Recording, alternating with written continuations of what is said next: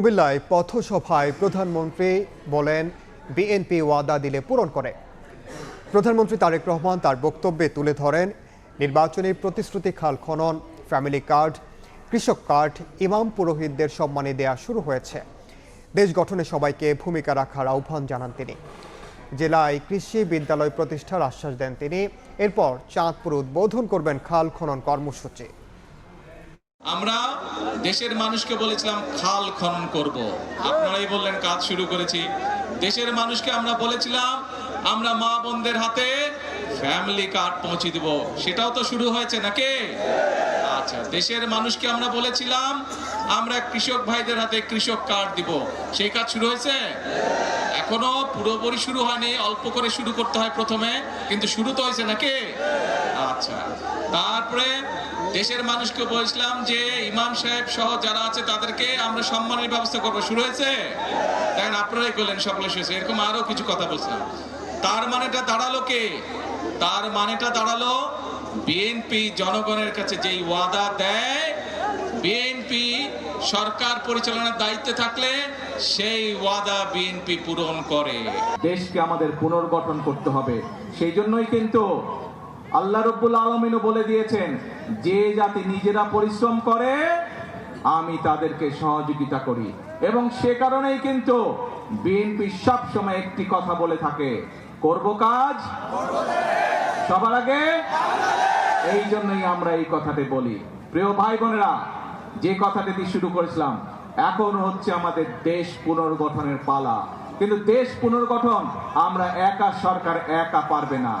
এই আপনারা কারা? বাংলাদেশের কি হন আপনারা? আমার সামনে যে হাজার হাজার মানুষ কি হন বাংলাদেশের?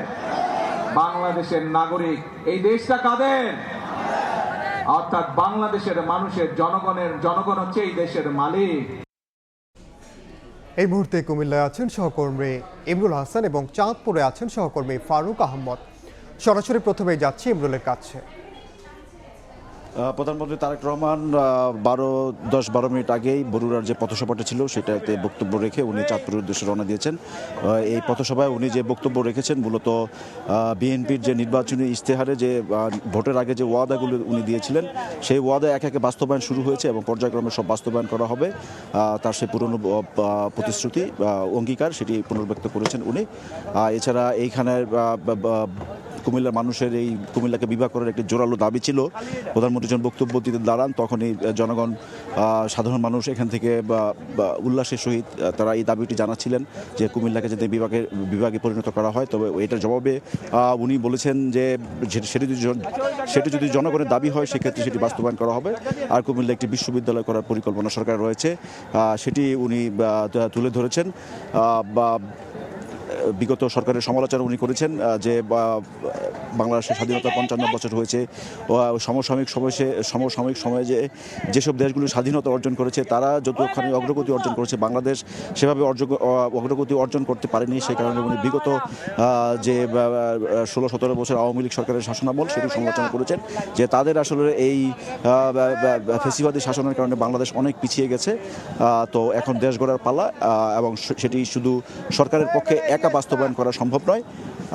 সেই কারণে উনি জনগণের সহায়তা চেয়েছেন এবং বলেছেন যে জনগণের আস্থা বিএনপির উপর আছে, বিএনপি সরকারের উপর আছে, এবং একে একে উনি তার যে নির্বাচনের প্রতিশ্রুতি সেটি বাস্তবায়ন করা হবে এবং কাঙ্ক্ষিত বাংলাদেশ উপহার দিতে পারবে তার সরকার, এবং প্রত্যাশার কথা উনি জানিয়েছেন। এই মুহূর্তে চাঁদপুরে রয়েছেন, প্রধানমন্ত্রী চাঁদপুরে যাচ্ছেন। সেখানে আছেন আমাদের সহকর্মী ফারুক আহমেদ। সেখানে দুটি খাল খনন কর্মসূচি উদ্বোধন করবেন। সেখানে আছেন ফারুক আহমেদ, আমরা যাচ্ছি তার কাছে।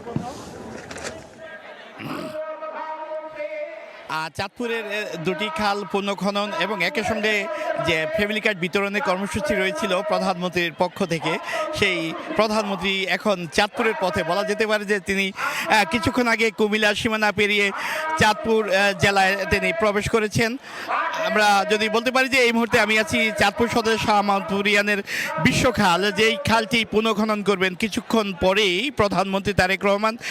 সেই তারেক রহমানের এই খাল খনন কর্মসূচি দেখতে এর মধ্যে মধ্যে কিন্তু হাজার হাজার নারী পুরুষ কিন্তু সেই শাহ মাহমুদপুর এলাকায় তারা সমবেত হয়েছেন এবং এই খাল পাড়ে হাজার হাজার মানুষের যে অপেক্ষা প্রধানমন্ত্রীকে এক নজর দেখার জন্য, সেই অপেক্ষার পালা যেন কিছুতে তাদের শেষ হচ্ছে না। আমরা যদি বলতে পারি যে এই চাঁদপুরের এই খাল খনন কর্মসূচিটি হওয়ার কথা ছিল দুপুর 1:45, কারণ প্রধানমন্ত্রী যখন ঢাকা থেকে রওনা দেন তারপর কিন্তু পথে পথে হাজার হাজার মানুষের যে ঢল নেমেছিল তাকে এক নজর দেখার জন্য, তার কারণে হয়তো প্রধানমন্ত্রী কুমিল্লা আসতে কিছুটা বিলম্ব হয়েছে এবং কুমিল্লা যেই তিনি পথসভাটি করেছেন সেখানেও হাজার হাজার নেতাকর্মী সাধারণ মানুষজন যেমনটি ছিল, ঠিক একইভাবে কিন্তু চাঁদপুরের 4টি পয়েন্টে অর্থাৎ 4টি যে কর্মসূচি আছে, 2টি খাল পুনঃখনন কর্মসূচি, একের সঙ্গে ফ্যামিলি কার্ড বিতরণ এবং কর্মী সমাবেশ, সেই জায়গাগুলোতেও কিন্তু কানায় কানায় পূর্ণ হয়েছে মানুষজন। বলা যেতে পারে যে চাঁদপুরে স্বতঃস্ফূর্তভাবে দলমত নির্বিশেষে হাজার হাজার নারী পুরুষ প্রধানমন্ত্রীকে এক নজর দেখার জন্য তারা এখন অপেক্ষায় আছেন। তো আমরা যদি বলতে পারি যে এই যে বিশ্বখাল, যে খালটি তিনি পুনঃখনন করবেন, এর আগে কিন্তু চাঁদপুরের শাহরাস্তির ওয়ারুক বাজারের পাশে খুর্দ খাল নামে আরেকটি খাল আছে, যেই খাল এবং এই খালটি, 2টি খালে কিন্তু কৃষকের সেচ সুবিধার জন্য খুব গুরুত্বপূর্ণ এবং সেই গুরুত্বপূর্ণ খালগুলো খননের জন্য যতটা মানুষজনের আগ্রহ আছে তার সঙ্গে কিন্তু প্রধানমন্ত্রী কিন্তু চাঁদপুরের মানুষের সঙ্গে একাত্মতা প্রকাশ করবেন। তো আমি যদি সব শেষ তথ্যটি জানাতে চাই, প্রধানমন্ত্রী হয়তো কিছুক্ষণের মধ্যে চাঁদপুরের 2টি খাল কর্মসূচির উদ্বোধন করবেন। এই ছিল আমার কাছে চাঁদপুরের প্রধানমন্ত্রীর আগমনকে কেন্দ্র করে সব শেষ। সরাসরি যুক্ত ছিলাম কুমিল্লা ও চাঁদপুরে।